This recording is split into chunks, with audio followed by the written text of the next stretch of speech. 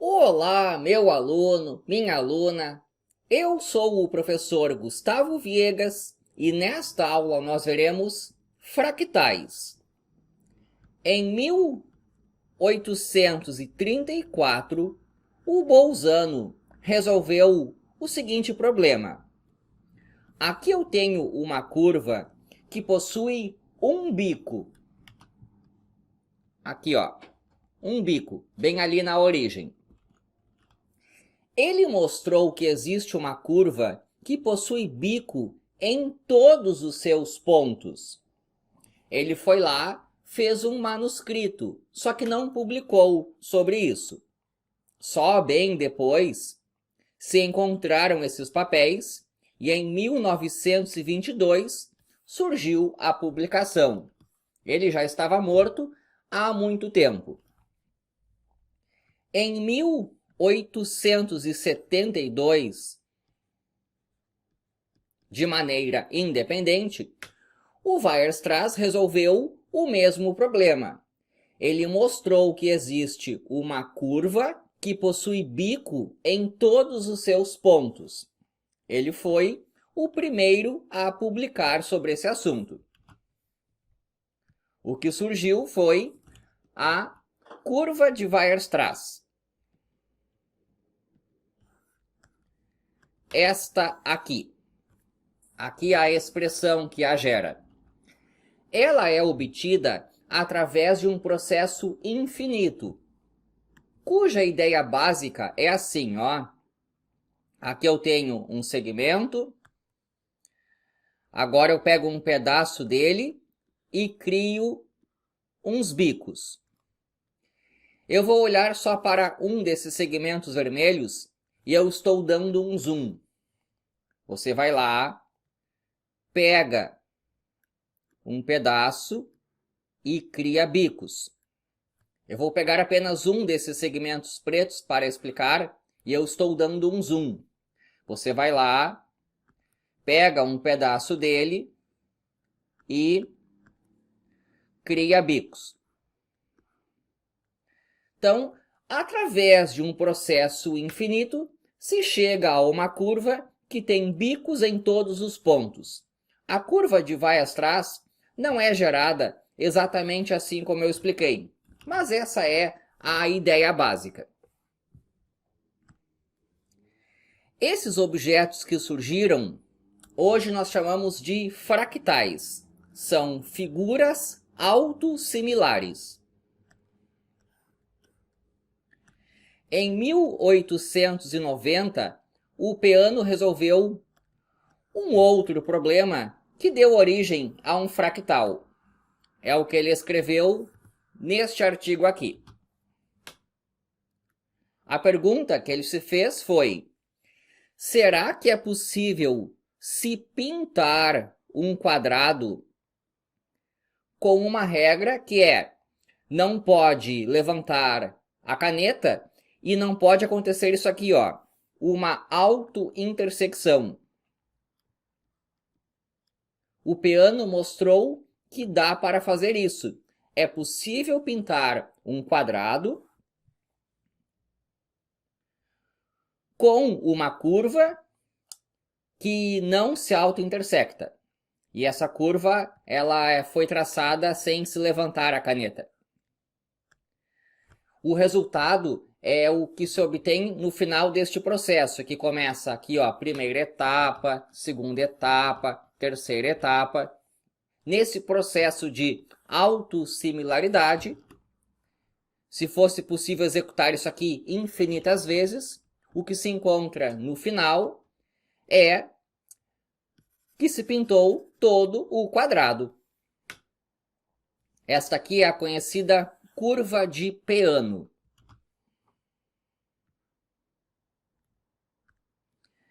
Em 1918,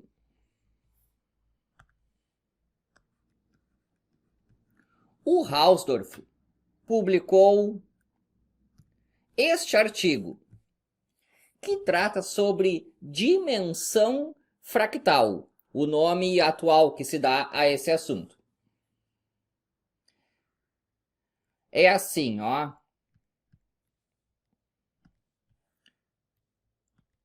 Primeiro nós temos que entender a dimensão 1 e a dimensão 2. Aqui eu tenho uma figura, que é esse segmento de reta. Eu vou dividi-lo em 3 partes iguais. N igual a 3. E no final do processo, eu vou pegar essas 3 partes. K igual a 3. Então, N igual a 3. Eu dividi o objeto original em 3 partes iguais. K igual a 3. Eu peguei essas 3 partes. Vale o seguinte. O K é o N elevado a D. O que é esse D que apareceu? 3 é igual a 3 elevado a 1. Esse 1 aqui é a dimensão do segmento de reta.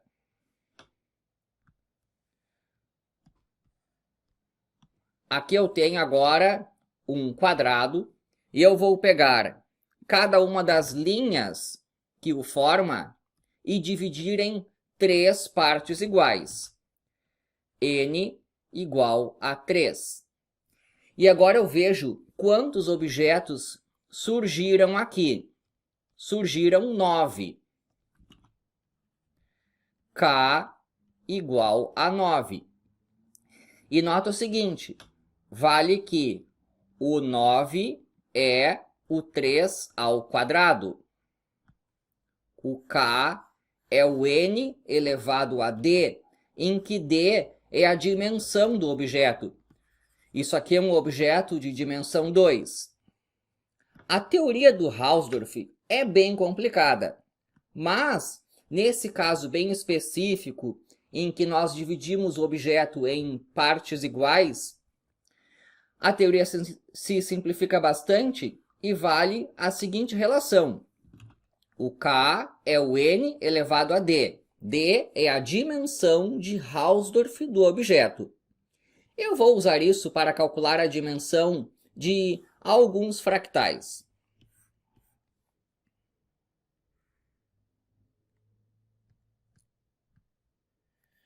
Começando com o conjunto de Cantor.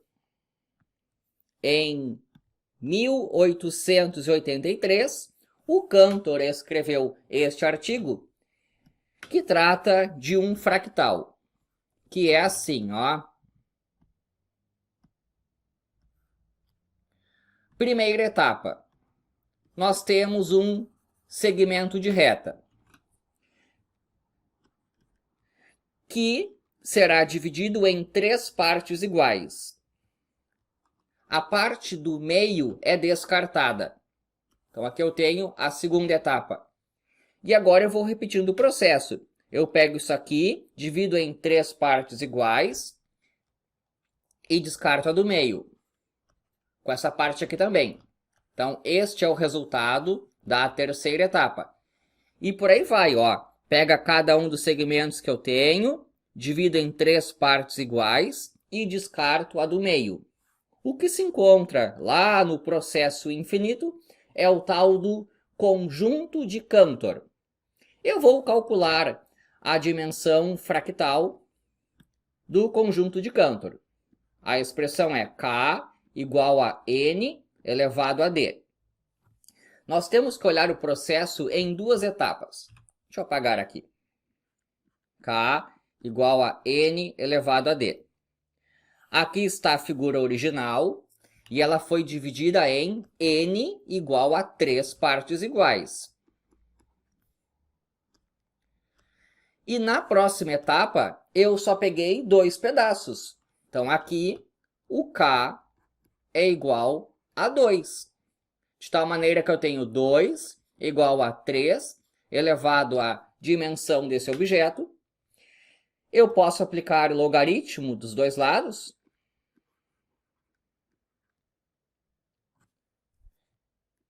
E o logaritmo tem aquela propriedade de que esse expoente ele desce multiplicando.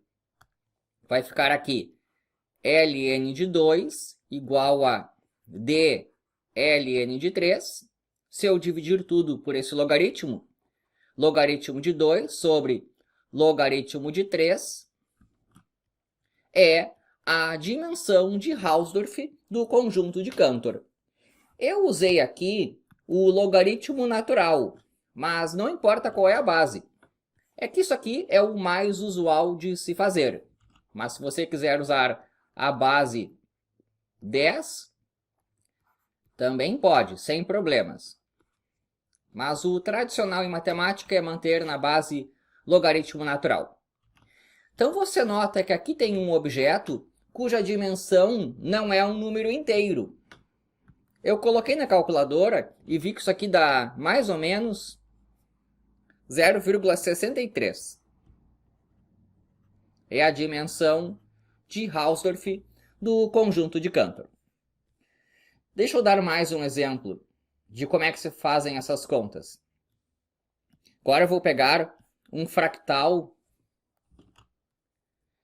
que é de 1906.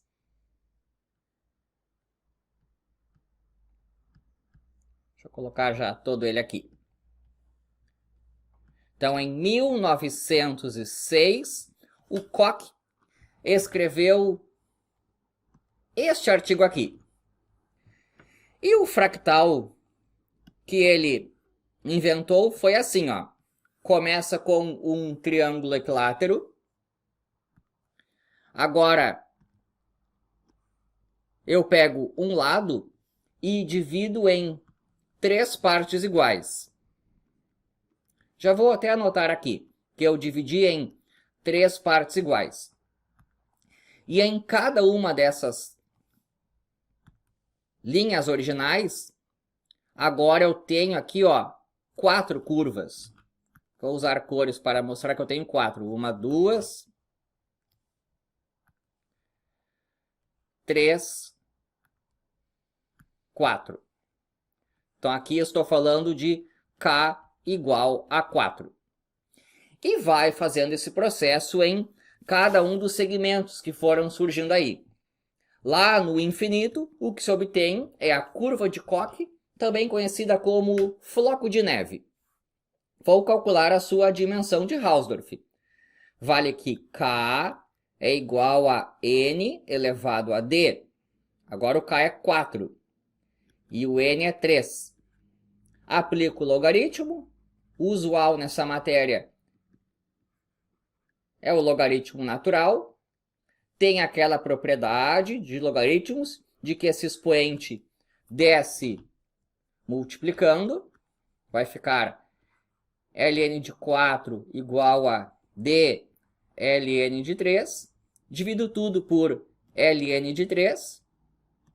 E fica ln de 4 sobre ln de 3 é a dimensão fractal da curva de Koch. Se fizer essas contas, dá mais ou menos 1,26. Então é interessante que existem objetos cuja dimensão não é inteira. Uma reta tem dimensão 1. O plano é de dimensão 2. E aqui eu estou vendo essas dimensões 1,26, por exemplo.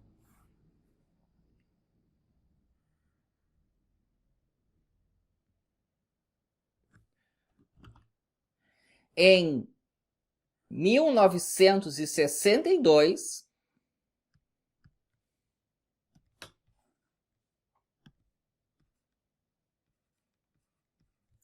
o Lorentz escreveu este artigo. Ele era um meteorologista que trabalhava no MIT. E o interesse dele foi ver como é que se dá certas perturbações na atmosfera. Você tinha o ar quente subindo, o ar frio descendo, e às vezes acontecem fenômenos atmosféricos estranhos ali, perturbações. E ele quis analisar isso daí.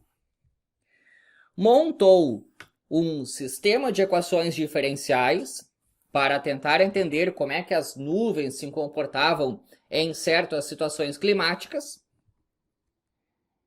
E algo interessante aconteceu.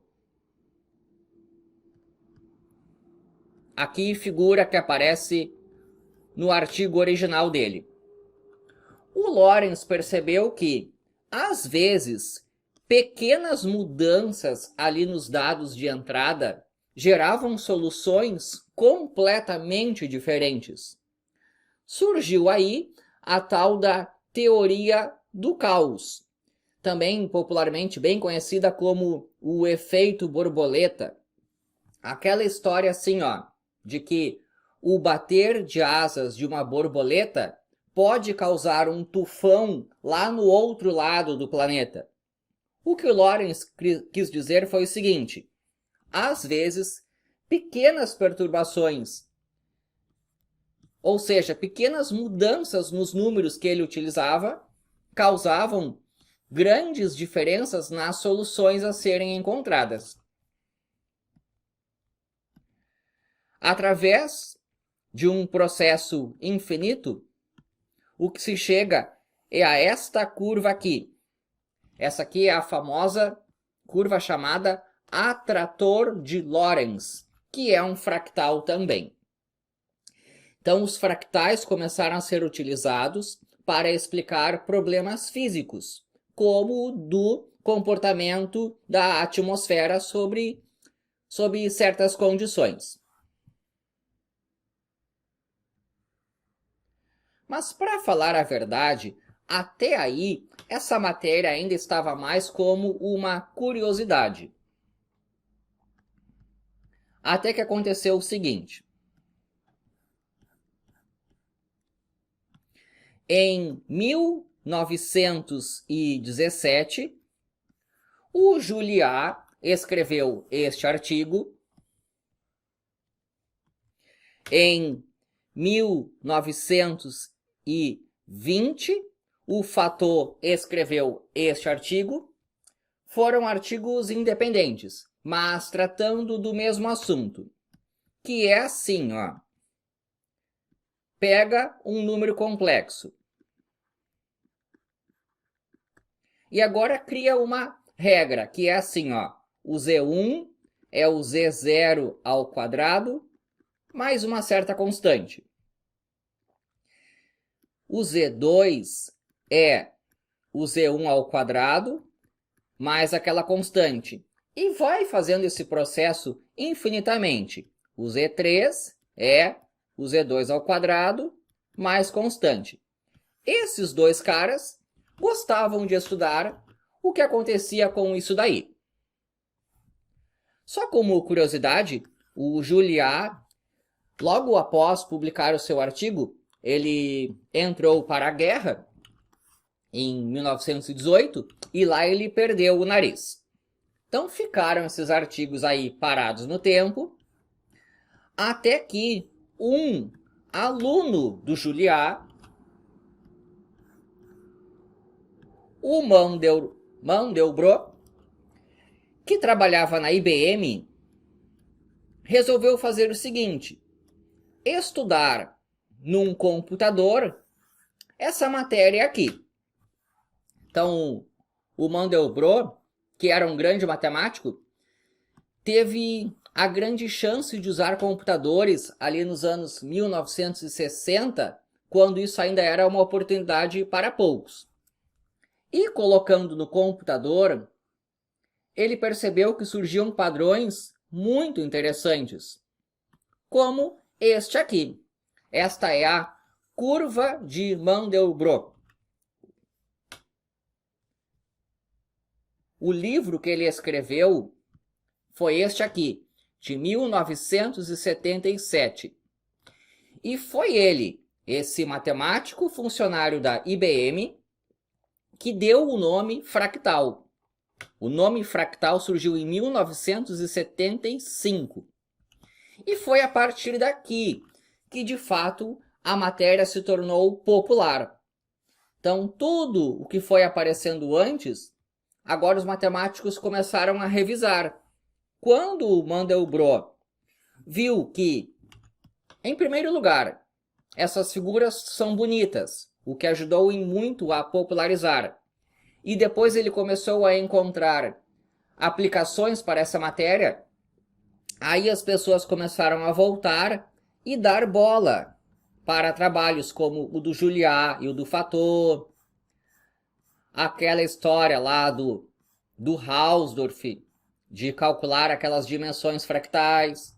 Então foi aí que, de fato, a matéria entrou para o gosto dos matemáticos. Então aí está uma história bastante completa dos fractais, que são um assunto bastante novo. Olha aqui, ó. Essencialmente surgiram ali nos anos 1970, 1980. Foi aí que a comunidade matemática começou a dar atenção de verdade para essa matéria. Espero que tenha gostado. Inscreva-se no canal. E é isso daí.